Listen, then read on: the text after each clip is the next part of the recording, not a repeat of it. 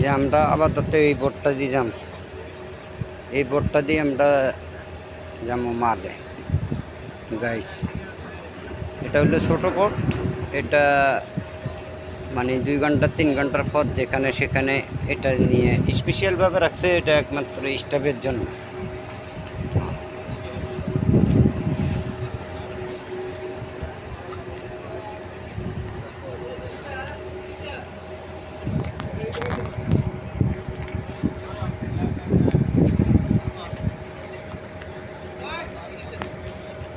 ঠিক আছে, দিতেছি সকালকার।